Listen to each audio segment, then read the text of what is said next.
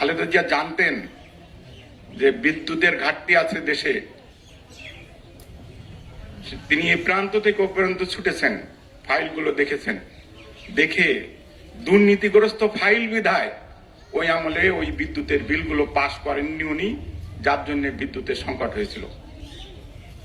উনি এমন একটা আদর্শের মানুষ ছিলেন, আসলে তিনি দুর্নীতি পছন্দ করতেন না। আজকে জাতি এমন একটা লোককে হারিয়েছে যা পরতে পরতে উপলব্ধির সময় আসবে আমাদের সামনে। আসলে যতটুকু জানে সে আপসহীন নেত্রী ছিলেন।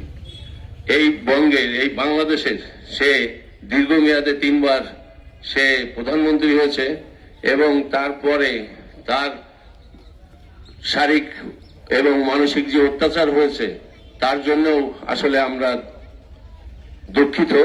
কারণ সে কারাবরণ করেছে, তারপরেও অনেক কিছু তার প্রতি নির্যাতন হয়েছে, তারপরেও দেশ ছেড়ে যায়নি। এইটি আছে আমাদের নেতৃত্বের একটা প্রধান অন্তরায়।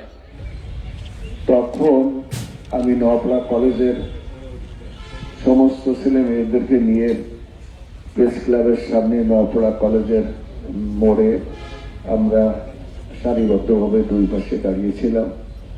যশোরের জেলা প্রশাসক কর্তৃক ওনাকে নিয়েই আসছিলেন।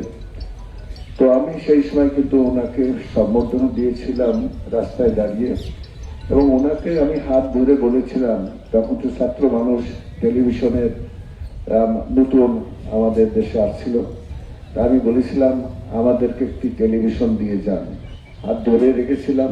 উনি ডিসি সাহেবকে অর্ডার দিয়েছিলেন যে ওকে একটা টেলিভিশন দিয়ে দেন, লিখে নেন। সত্যি উনি লিখে নিয়েছিলেন এবং পরবর্তী পর্যায়ে জেলা পরিষদের মাধ্যমে আমরা পেয়েছিলাম। আমরা ছাত্রদের কমান্ডে রাখিয়েছিলাম। ওনার রাষ্ট্র পরিচালনার দিক যদি দেখি তাহলে কিন্তু উনি একজন সৎ মানুষ ছিলেন, যোগ্য মানুষ ছিলেন। খাল কাটা থেকে শুরু করে সমস্ত রন্ধে রন্ধে উনি ছুটিয়ে বেরিয়েছিলেন এবং বাংলাদেশের জন্য উনি অনেক কাজ করেছেন এবং আমাদেরকে একটা স্বাধীন সার্বভৌম দেশের সহযোগিতা করেছেন এবং সবসময় জনগণের কথা চিন্তা করতে করতে উনি মারা গিয়েছেন এবং ওনাকে আততায়ীর হাতে গুলিবিদ্ধ হয়ে উনি মারা গিয়েছিলেন চিটাগাংয়ের সার্কিট হাউসে। আমাদের সাবেক সমাজ কল্যাণ মন্ত্রী ওনার ডায়েরিতে লিখে গেছেন যে বেগম খালেদা জিয়া এমন একজন সৎ নেত্রী ছিলেন, এমন একজন সৎ প্রধানমন্ত্রী ছিলেন যে আলী হাসান মোহাম্মদ মুজাহিদ সাহেব যখন উনি খবর পেলেন যে একটি এতিমখানায় শিশুদের টাকা হরণ করে, সেখানে এতিমখানার পরিচালক সেই এতিমখানাটি শিশুদেরকে কষ্ট দিয়ে পরিচালনা করে, উনি যখন গোপন মেসেজে উনি শুনলেন ওই পরিচালকের কাছে, আজকে আপনি আপনার এতিমখানার বাচ্চাদের জন্য কি রান্না করেছেন? পরিচালক উত্তর দিল যে স্যার আজকে ইলিশ মাছ রান্না করা হয়েছে। ওই সময়কার সেই সমাজ কল্যাণ মন্ত্রী কিন্তু ওই সময় ছুটে গেলেন। ছুটে যেয়ে উনি দেখলেন যে ওখানে সবচেয়ে সস্তা যে মাছটি সিলভার কাপ, ছোট ছোট সিলভার কাপ মাছ সেই এতিম বাচ্চাদের জন্য রান্না করা হয়েছে, যাদের জন্য রাষ্ট্রীয়ভাবে কিন্তু বড় ধরনের বরাদ্দ দেওয়া হয়। তখন মুজাহিদ সাহেব ওইখানে স্পটে দাঁড়িয়েই সেই এতিমখানার পরিচালককে উনি কিন্তু সাসপেন্ড করলেন। সাসপেন্ড করার পরে কিছুক্ষণ পর প্রধানমন্ত্রী দপ্তর থেকে ওনার কাছে ফোন আসলো। প্রধানমন্ত্রী তাকে সোজা ওনার বাসায় রিপোর্ট করতে বললেন। মুজাহিদ সাহেব ওনার বাসায় গেলেন। বাসায় গেলে খালেদা জিয়া প্রশ্ন করলেন যে আপনি কি ওই এতিমখানার পরিচালককে সাসপেন্ড করেছেন কিনা? তা বললো জি ম্যাডাম করেছি। তা বললো উনি কি করেছেন? তা উনি বর্ণনা দিলেন। তো বেগম খালেদা জিয়া বললেন আমার কাছে ওনার সুপারিশ এসেছে যে উনি বিএনপি করেন, বিএনপির উলামা দলের সদস্য, কিন্তু আপনি ওনাকে সাসপেন্ড করে ভুল করেছেন, আপনি ওনাকে স্থায়ীভাবে বরখাস্ত করেন। আপনি আসার আগেই আমি এই চিঠিটি আমি লিখে রেখেছি। এর নাম হচ্ছে দেশনেত্রী বেগম খালেদা জিয়া।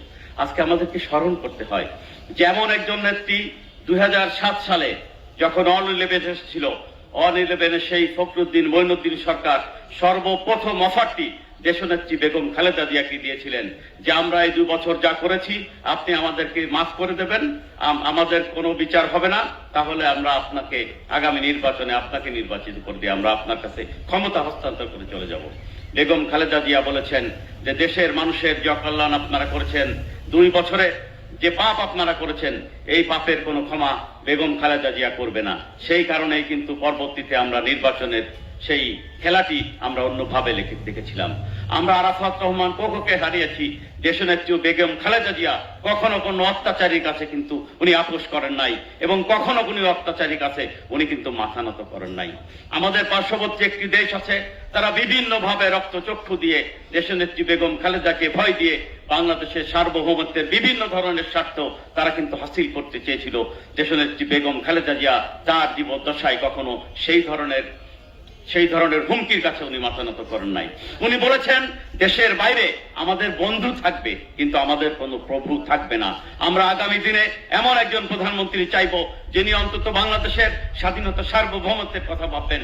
স্বাধীনতা সার্বভৌমত্বের থেকে যার কাছে নিজের জীবনের মূল্য তুচ্ছ হবে, আমরা সেরকম প্রধানমন্ত্রী চাইব।